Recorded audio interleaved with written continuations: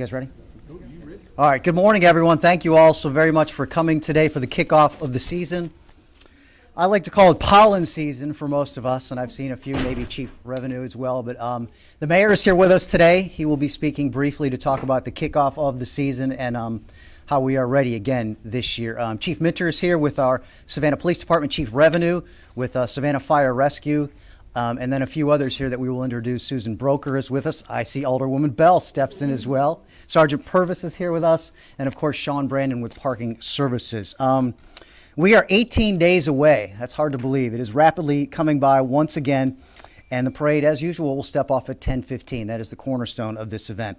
We're going to start with Mayor Eddie Deloach. He'll give a few opening remarks first. Thank you. It's a great day in the city of Savannah. One more time. Are you always excited as I am? I'm pumped. I'm ready to see what's happening. We are ready. We've been planning ever since 1 minute after the other one got over last year. Started planning, and we got things in order, and we feel like we've got an orderly plan that's going to take care of our, not only the time that we have the St. Patrick's Day parade, but all through the spring season. And we just want to wish everybody a great time. Want everybody to be safe, everybody to be sensible, everybody to enjoy themselves. But most of all, be careful out there. And if there's anything we can do, we're as close as a call, and we'll take care of it. We got a great police force and fire department that'll take care of any issues that you might have. So congratulations for those that'll be visiting. It'll be the greatest time of your life. Enjoy yourself, and we look forward to seeing you here. Thank you very much, Mayor. We're going to hold questions till at the end, except for our next speaker. Sergeant Dana Purvis is going to talk from Savannah Police Department. She has to kind of get out of here right afterwards. So if you do have any questions for Sergeant Purvis, she will answer them immediately after. Good morning. I'm Sergeant Dana Purvis with the Savannah Police Department. The Savannah Police Department works diligently each St. Patrick's Day Festival to provide a safe experience for everyone attending. The support we receive from our federal, state, and local agencies aids us in this endeavor. We work closely with all city boroughs to ensure a successful event. When coming downtown for this festival, please be patient. There will be a lot of foot traffic and vehicles in the area, so be aware of your surroundings at all times. It is beneficial to start planning ahead of how you'll be traveling to and from the area. Traffic control will be enforced, and we will be working in partnership with the code enforcement and code compliance to issue citations as needed. We understand that this is a family event. If guardians are separated from accompanying adolescents, they can come to our designated checkpoints on River Street and City Market. We advise the photos are taken of any children the day of the event because everyone is expected to be wearing green that day. A map will be disseminated via social media as to where the checkpoints will be located.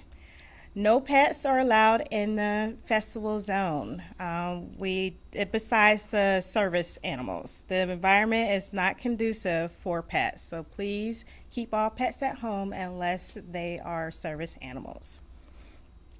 There is a security plan in place to address emergency situations, and officers will be highly visible in the festival area and throughout the jurisdictions of the city of Savannah during this time period. Again, please start planning ahead to ensure a safe and fun time this year. Any questions? Any idea how many officers above the normal count for that Saturday will actually be employed, or is it all hands on deck and it'll be everybody working? So all hands be on deck. I do not discuss the actual number of officers that are going to be in the festival area or throughout the city, but all officers will be working that day. If you live downtown, can you take your pet out for a walk? Yes, sir. So, okay, we're discussing more so in the festival zone. That's like the city market area that's designated as a festival zone, and the River Street area. You can have service pets, but if you're living in the neighborhood and you can show proof that you are a resident of the downtown area, then we certainly welcome you to take your pet out for a walk or a drink or whatever. What will the officers who are on duty inside the festival zone be looking for? Anything suspicious, anything safety regards in the festival area. We're there to help and assist everyone in the festival area, and we have partnering agencies in the area also to help assist us with that. What are the official parameters of that festival zone? So River Street, the complete River Street up to Bay Street, and then Bay Street to Broughton Street between, I want to say MLK and Whitaker Street. Is the city still planning on setting up a temporary court for? Chippewa Square? Yes, sir. And Miss Susan Broker could speak on that behalf. Any more questions? Thank you. Thank you for your time, Sergeant. You're free to go. I know you have to get to another engagement. Yes, thank you. All right, Susan Broker will be next. And if you guys, I think the mayor mentioned that last year, the day after St. Patrick's Day, Susan was already thinking of St. Patrick's Day 2019, but I bet she stays awake at night thinking of 2020 already, right? Well, fortunately, 2020 is on a Monday. A Monday? So- That won't be nearly as tough. Also, if you wonder what department she's with, it took me many, many weeks to learn this, and they all refer to it as OSEFT, and I had no idea what it was until the other day. It's the Office of Special Events, Film, and Tourism. Susan? Yeah, that's a lot to say, so we just, we'll create an acronym for anything. Good morning. Good morning. Welcome to St. Patrick's Day 2019. The first thing I want to say is that we are very proud partners with all of the city departments, all the people that are here with me, but also the parade committee. We have been working very diligently all year with the parade committee to put some things in place this year that will help them make this event the family-friendly event that they want, and also create a safe environment for all of our parade goers and visitors. So the parade committee is a great partner. I want to talk today briefly as an overview. It's a St. Patrick's Day, Saturday. Let's make that clear. Anytime you get the opportunity to state that in media, it's important because the 17th actually falls on the Sunday. And so, a lot of people coming in from out of town may think we're actually going to celebrate on the Sunday, but we're not. We're celebrating on the Saturday. We do expect, we do expect some crowds on Sunday, so we're going to be prepared for that because people will actually want to celebrate on the day itself. But on that Saturday, it is going to be business as usual. As Sergeant Purvis stated, it's all hands on deck. The police department will have folks in the festival and control zones, but also throughout the city. So it's important to make sure everyone knows that there's police coverage all over the city during that time, even though there's, obviously dedicated support downtown from our partner agencies, including State Patrol and Chatham County and other police agencies. As it relates to the parade itself, it's the same as it has always been, 195 years. The route will remain the same. River Street and City Market areas are designated as the control zones, where you will have to purchase a wristband if you want to drink on the street within that control zone. One of the things that we've changed this year is we are focusing on litter and underage drinking, public intoxication. We want to convey to our residents and to our visitors that St. Patrick's Day is a great time. Come here, have fun, be safe, but, follow the laws. And so one of the ways we're addressing that this year is we are going to have a recorder's court on Chippewa Square, on the west side of the square, wherein we will have clerks of the court and a judge who will be seeing cases, issuing citations, and we're hoping that we can address some of those citations right on site. We will have recorder's court for any St. Patrick's Day issues April 15th, 16th, and 17th for those issues that cannot be addressed right there on scene. Of course, those would be things that people need to be arrested for immediately and taken into custody. But things like litter, public urination, underage drinking, things like that, we are going to be processing those on site at Recorder's Court just west of Chippewa Square. So that's the big change for this year. It's giving us a test run to see how things go. We did this in the past where we had night court. Some of you may remember that, where we were able to process those things quickly. In particular, address the issues for those out-of-town visitors that may unfortunately receive a citation during the festival. So we're going to do this again this year, and hopefully by Monday 2020, we'll have all of the processes in place, and it will run smoothly. So we want to get the information out about that, because we're not hoping to cite a lot of people. We're not hoping to get a lot of people to go into the court system. We're hoping that it will serve as a deterrent. So certainly you've seen images of how we are going to create a better law enforcement corridor through Chippewa Square and through the rest of the festival area. And we're hoping that that will curtail some activities. I know a lot of you saw photographs from last year in Chippewa Square with all of the litter and, a lot of glass. One of the other things I do want to point out is in Chippewa Square, this is a test run this year. We may extend this next year. But in Chippewa Square, there would be no styrofoam coolers, tables, or tents allowed. You can bring in a chair, you can bring in a cooler that's, a regular cooler. But one of the real issues we had last year was the amount of styrofoam coolers. And, folks buy those because they're disposable and they don't take them home. And so what happens is they break down, they get into the landscaping, and it becomes a real problem to clean up. So we encourage people to bring coolers that are recyclable, that they'll use again. So those are some of the things we're doing in Chippewa Square. I'm happy to take any questions generally about the parade and the festival. What happens if you bring a styrofoam cooler? We'll ask you not to bring it into the square. So you can't come to the square. Right. We will have dedicated, Sergeant Purvis mentioned they're going to be working with our code compliance department. We are going to have more city marshals on site than we've ever had before, helping with some of those things. One of the goals is we really want to free up public safety, fire, and police to deal with other issues and let code compliance deal with some of the litter, some of the things that they can address. So we'll see a greater code compliance city marshals out as well. Yes, sir. Thank you, Mayor. The parade committee has been a real partner on this. They will actually that morning be giving out additional trash receptacles, to parade watchers in all the squares and to folks along the streets that line up to watch the parade. We're really pushing green and clean this year. I know it's hard, and I used to be over downtown cleanliness, and we always use the phrase, you can't shovel snow in a blizzard, and so sometimes that happens during St. Patrick's Day, trying to get rid of all that trash. But we're just asking folks to be responsible, and we are in an age now where, the city is focused on litter cleanup. In fact, with this Friday, we're having a cleanup day in the city, and so we want our visitors and residents to join us in that effort. How long is the festival going to be this year? It's Friday and Saturday. Are you guys still planning on having the Uber and Lyft hotspots and then the docking stations for chargers? We are on Indian Street, and I'll let Sean Brandon, he's going to talk specifically about pre-sale parking, a little bit about CAT, and about the Uber and Lyft, the ride-sharing program.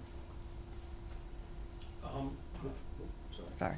If a person gets a ticket for, say, litter or one of these infractions, does that mean that the officer will actually walk them over to this pop-up recorder's court on the spot? Yes, sir. And hopefully that will be a code compliance officer. Okay. Yeah. I should say a code compliance marshal. So if I could just say one Yes, ma'am. thing, I really wish you guys would help publicize this new issue with Chippewa Square and keeping it clean and the litter, preventing the place to be trash. City Council was very insistent about that. They really are not taking it lightly. Yes, we welcome our visitors, but we want you to come to our property and take care of it. And for those of us, but those youngsters and who have actually grown up during this, it's kind of asking them to change their behavior. So we would like to warn the public. We want the public to be aware that we're taking this very seriously. Thank you. And to piggyback off what Alderwoman Bell said, along with Susan Broker, next Tuesday, March 5th, we're actually going to have a press conference from Chippewa Square to really reiterate the importance of it.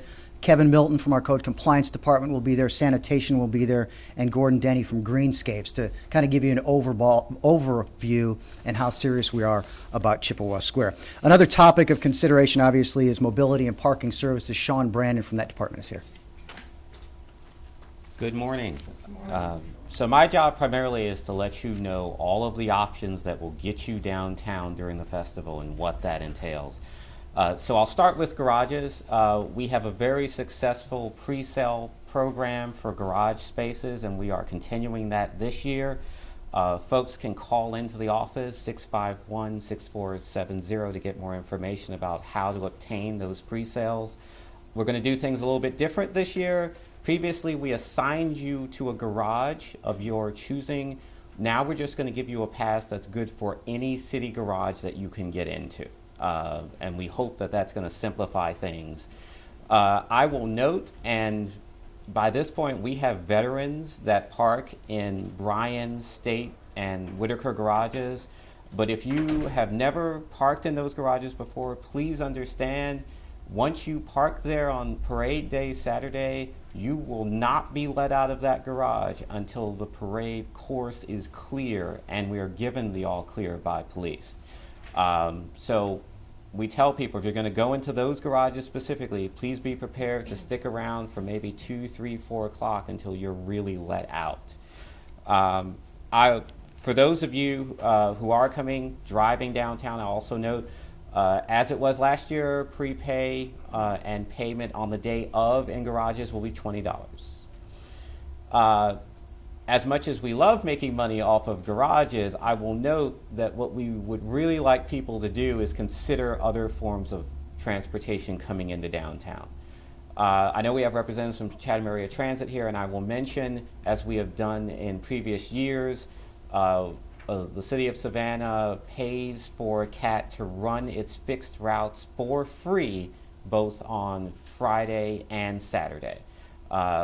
And they'll be running them usually on an enhanced schedule, so particularly their heavier routes, the 14 that goes down Abercorn, you can expect that to be running basically every 20 minutes throughout the day. So I would strongly encourage folks to consider that as an option. You're not going to get much better than free, and it's not going to get you much closer in many cases than you could by just driving in. I will mention on-street enforcement, just so that we are very clear here. Friday of the festival period, meters will be enforced on Friday. We got this question last year. I just want to be very clear. There will be meter enforcement on Friday. There will not be meter enforcement on Saturday for the obvious reasons that the parade course pretty much shuts down large portions of downtown. However, on Saturday, there will be enforcement staff out covering what we call safeties, and this includes things like blocking crosswalks, fire hydrants, in handicapped, disabled spaces. So there will be enforcement of those. I will also note, because this has been an issue in previous years, we do not allow folks to park on bike lanes. If you park on a bike lane, you will get a citation. So please, I'd ask the press to help us with that. That is, the bike lane does not become a parking lane on parade day. To talk a little bit about other forms of transportation, Uber and Lyft, we will have drop-off and pickup stations located on Indian Street between MLK and FOM. We did that last year, it was pretty successful, ran throughout the day. We will also be running motor coaches on that same street. So motor coaches on one side, rideshare, taxis will be on the other. Only those 3 items will be allowed on Indian Street.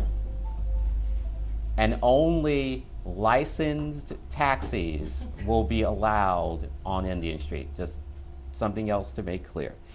I will also note, as it has been in previous years, motor coach permits for the day of the parade are $250, and that's paid either in advance or prior to going to Indian Street. And at this point, I'll take questions. How much are the pre-sale parking passes? $20. And day of, it's $20 also? Yes. Mhm. So there's no discount provided? Correct. Any other questions for Will Sean? the daily shuttle be running? The DOT shuttle will not be able to run on parade day. We will be attempting to run it on that Friday, depending on what the crowds are like. One other quick question, on the parking citations, those aren't the offenses that will go to this pop-up recorder store? No, those will be handled as they normally are. All right, Sean, thank you. Shalonda Roundtree is here with Kat. If you guys have any other questions for her, she can talk individually one-on-one. And while we're wrapping up, just a reminder, we have a press conference tomorrow for green infrastructure and green jobs, elected officials, workforce opportunities, and that's at 10:30, and that's with Nick Deffley out of our sustainability. Thank you all for coming. Thank you, Mayor.